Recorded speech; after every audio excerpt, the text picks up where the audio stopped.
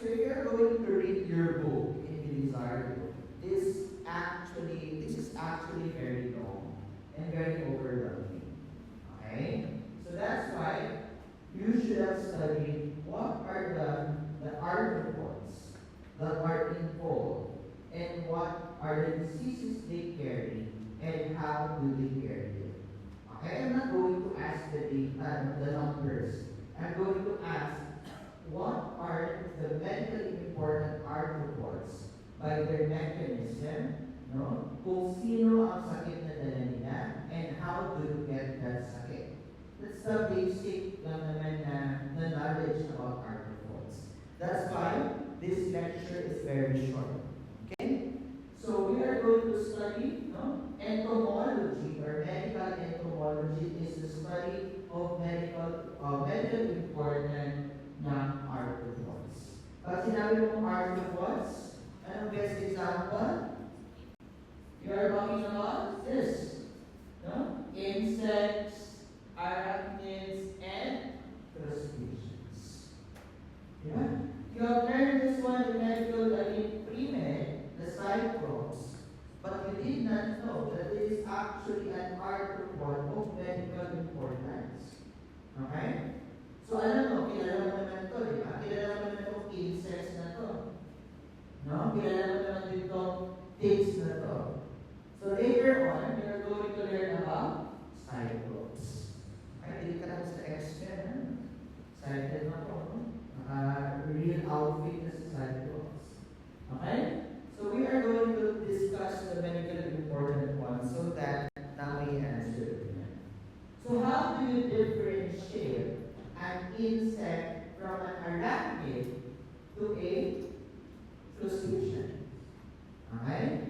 So you are going to see that kailangan mo, nag-iba sila ng body divisions. Ang insect, if you're going to visualize the mosquito, microscopically, you're going to observe meron siyang ulo, meron siyang thorax, meron siyang tiyan. Okay? But the bigger part of their body, kung saan na pula niya ang tampak sa lamok. Tiyan. Okay? Di ba? Pag busog na ang lamok, kung saan may pula? Tiyan. Kasi yan ang tugog sa thorax. Di ba? Sa tiyan. Okay? So the legs, 3 pairs. No, actually this one is just for exam purposes. Pero hindi mo naman na-identify kung dabo ang lamok sa inyo, wala naman pinakahang ang legs, ang wings, etc. Okay? So malay mo, lalabas din naman natin. Okay? Saan mo makikita? On land, except the crustaceans which is on water. No? Wings. Sino na may wings? Insects. Okay? So para differentiate sa inyo mami, the only difference, the more obvious difference for all of this is the presence or absence of the wings. Okay? So we have different arthropods and what are the diseases. So in parasitology, you need to identify one by one which specific genus of mosquito delivers or harbors this kind of disease. For example, malaria. What genus of mosquito? Anopheles. Filaria. Depende kung anong klase ng filaria, ng microfilariae. Diba? Encephalitis. Diba? So dapat insects in yan. Okay? So tapos, dengue, very obvious. Aedes aegypti. Okay? Your viral hemorrhagic fever, like yellow fever. Sino yan? See? Aedes pa rin. Okay? So housefly. No? So there are different types of housefly and there are different types of diseases. However, as discussed before, they don't act as biological vectors. They only act as mechanical. Okay? Ibig sabihin, kung mula po siya sa may lahi, katong iyang amoy, ulang ang transfer of parasite. Okay? Sandfly. Later on, we're going to memorize. No? Iba-iba yan. Cheche fly. Okay? Sleeping sickness. Louse. Marami. Okay? Yung naaral nyo sa bacteriology. Okay? Sige, ano ba? Yan, marami. No? So, black fly, oncocerca, Louis, Chagas, etc., etc. However, what I wanted to emphasize is this. I don't care about this. You search for the genus. Okay? Panila naman natin yan eh. But on the examination for prejudice, I want you to identify the specific genus. Okay na? No? Matching type and items. Okay? For the specific. You will be given this slide already. Now, after this lecture, then for present examination, this will come out as matching type. But again, it will not be this. It will be the genus. Okay? Meron na yan. Giveaway na yan. Okay? So how does this arthropods transmit this specific infections? The most common will be, ano yung pinaka-common pala? It's the direct contact. Ito yung uso. Hindi na natin na-appreciate ang pagka-usuan because we are living on a very hygienic life. But in squatter areas or in population, the underserved and unserved areas, you are going to see a lot of scabies infection. Why? First, hygiene. Asa sila nagaligo? Suba, sapa, kulang na lang. At kanang pinaliguan sa kapaw. Okay? Wait naman ito, asking. Oh, yes. No? Actually, right now, in Baco, we have an outbreak of skin disease there. That's why, makita din sa stories sa mga estudyante ko niya, nag-learn ng skin disease ang mga nandito. Okay? Because they usually ligo asa? Suba, saka. Okay? Wala sila well. No? And also, other than that, you are grateful because you are not sleeping with your mama, papa, kapatid, asawa ng kapatid mo, anak ng kapatid mo. No? May amazing. Ako sa sila palaban. How? Matalo-talong area. Isa naman sila tulugan, di ba?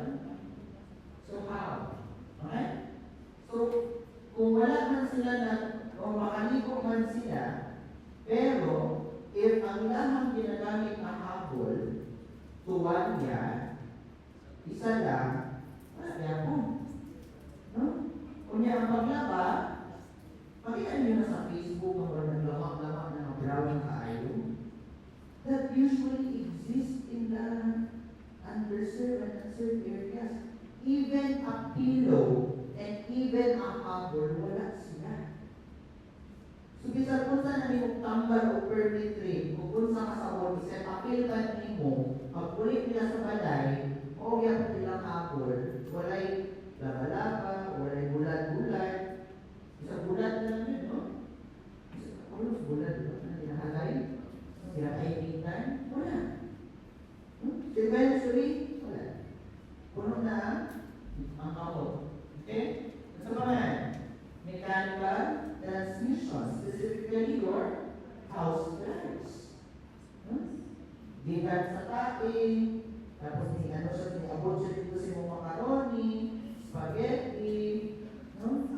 Una, always remember na kanang house plants, yung Tagalog ko sa langaw or bakaw, wala mo kabalo asa nakitan. Di mo na rin mo makita. Confident pa kayo ka. O, di ba? USM naman eh.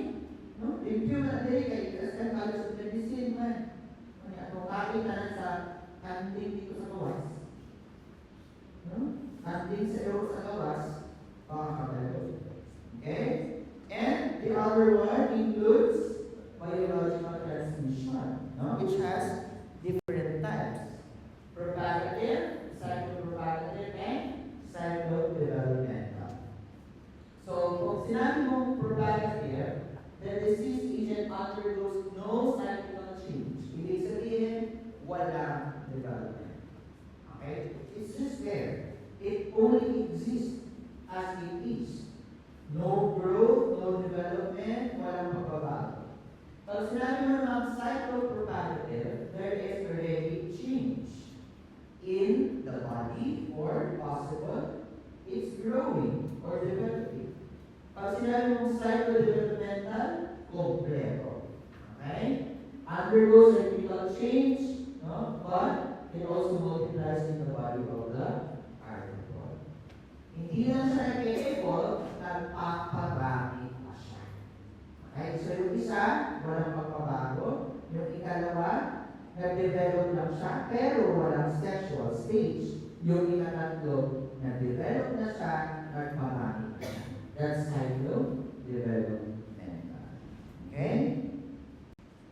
So what are the principles of arthropod control? First is, you control the environment. That's why in dengue infection, what do? You have 4 P's. 4S. 4S. No? 4 P's. Sana all. No? 4S. Ano may 4S? Search and destroy. Wala naman. Search naman. Okay? Seek early notification. Ano ba? Wala na to. Ma-search o na-destroy na mo. Kuman na. Say yes to coffee. Last.